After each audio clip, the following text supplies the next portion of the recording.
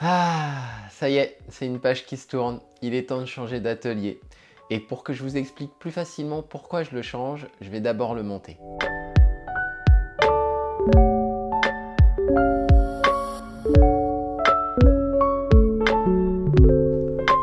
Ah, et voilà le travail. Voilà mon nouvel atelier. L'autre jour, la société FlexiSpot me contacte en me proposant un produit qui pourrait m'aider dans mon activité. Ce produit est un bureau qui n'est pas tout à fait comme les autres. D'habitude, je donne pas suite à ce type de prise de contact, mais là, en regardant ce qu'il y avait de spécial dans ce bureau, ça m'a rappelé une question qu'on m'avait posée. Y a-t-il une grosse différence entre le fait de peindre assis ou debout? Debout, je vais avoir des courbatures, moi, au bout d'un moment. Ça va me fatiguer au niveau des articulations. Assis, au début, je pensais que je serais moins focalisé en étant assis. En fait, moi, j'ai peint des deux manières, beaucoup, et j'ai jamais eu de problème. J'ai pas eu des périodes où je peignais assis, où j'avais l'impression de produire des aquarelles de moins bonne qualité ou de meilleure qualité.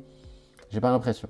Pour moi, il n'y a pas de différence, si ce n'est le confort d'assise qui est supérieur à celui d'être debout. Je pense que si je pouvais peindre assis, je le ferais assis, parce que c'est moins fatigant. Et en plus, tu peux avoir un grand bureau avec la palette juste à côté, c'est plus sympa. Mais là, comme moi j'ai du matériel pour filmer, c'est plus pratique pour moi de filmer et d'être debout parce que je dois utiliser un chevalet, etc. Et ce bureau a la capacité de monter et de descendre grâce à ce panneau de commande ici. Et là, si j'appuie sur la flèche du haut, eh bien, comme par magie, le bureau se met à monter.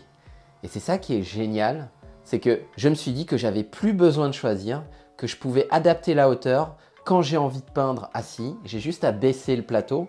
Et si j'ai envie de peindre debout, j'ai juste à le remonter un petit peu. Tenez, je vais vous montrer de plus près à quoi ça ressemble. Alors j'ai pris une finition érable, j'aime bien le bois clair comme ça, avec 1,40 m de largeur par 70 cm de profondeur.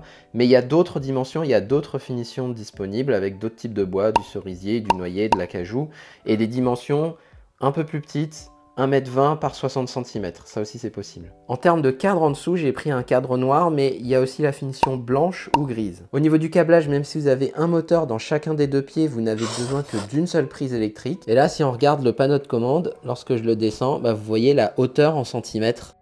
Donc le minimum c'est 62 cm. Et ce que je trouve vraiment bien fait, c'est que lorsque ça diminue, ça ralentit en fin de course. Et ça respire la qualité parce que ça évite tous les à-coups. Là, lorsque j'augmente, c'est une montée qui est progressive. Un arrêt qui est progressif, une montée qui est progressive, un arrêt qui est progressif. Alors on peut aller jusqu'à très haut.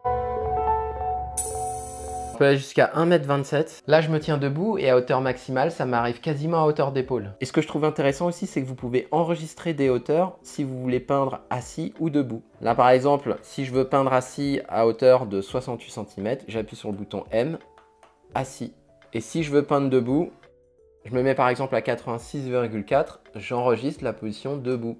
Et si j'appelle la position assise, ça va me mettre automatiquement à 68 cm. Et si j'appelle la position debout, ça me remet à la position debout. Maintenant, la question que je me pose, c'est en pratique, qu'est-ce que ça donne? Et je vais transférer mon atelier pour que je puisse vous montrer. Hop là, la planche de bois. Je vais caler tout ça avec un livre, la serviette, la palette, hop, le gobelet, l'éponge, le pinceau et le papier.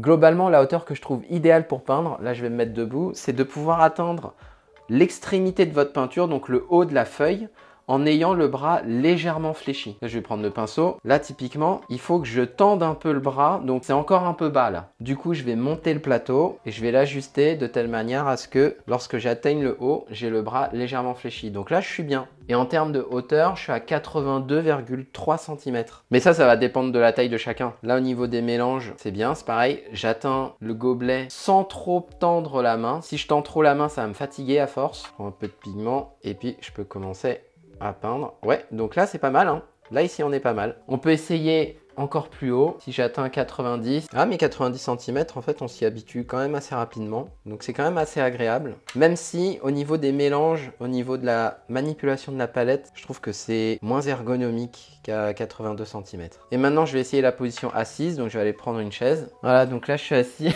Je pense que vous me voyez. Je vais descendre. Là, je suis à 64,8.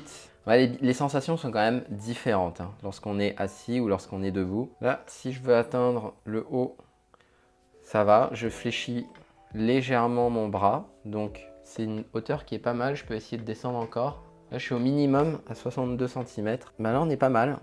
Faut pas hésiter à faire différents tests, mais là, à 62 cm, ça me semble vraiment pas mal pour moi. En tout cas, la position assise permet de moins se fatiguer physiquement. C'est plus reposant. Et moi qui avais l'habitude de peindre tout le temps debout, bah, je trouve que ça fait du bien. Après, je trouve que la position debout est vraiment sympa aussi parce que elle permet d'accéder à un état de conscience qui est différent. Je trouve que les sens, lorsque je suis debout, sont stimulés de manière différente. Alors, c'est pas mieux, c'est pas moins bien, mais c'est différent. Et il faudrait voir sur la durée, mais à mon avis, alterner entre la position assise et debout est une bonne manière de diversifier sa pratique. En tout cas, mes premières impressions sur ce bureau à hauteur réglable sont positives. C'est du matériel de qualité, tant au niveau du plateau qu'au niveau des moteurs qui évitent les à-coups. Les matériaux sont solides, ils sont denses, ils sont lourds. D'ailleurs, en termes de montage, ça m'a pris une bonne heure, mais une aide n'aurait pas été de refus parce que il y a des éléments qui sont assez lourds, notamment les moteurs. Pour résumer, je suis pas déçu d'avoir donné suite à la prise de contact de FlexiSpot. Je vous mets en description de cette vidéo le lien vers leur site internet. Je tiens à préciser que je ne recevrai aucune commission si vous décidez d'acquérir un bureau chez eux. En tout cas, je trouve que c'est sympa de changer d'atelier, ça renouvelle un peu. Si vous voulez voir la dernière vidéo que j'ai faite dans mon ancien atelier, je vous la mets juste ici. Et moi, il me reste plus qu'à tester ce joujou.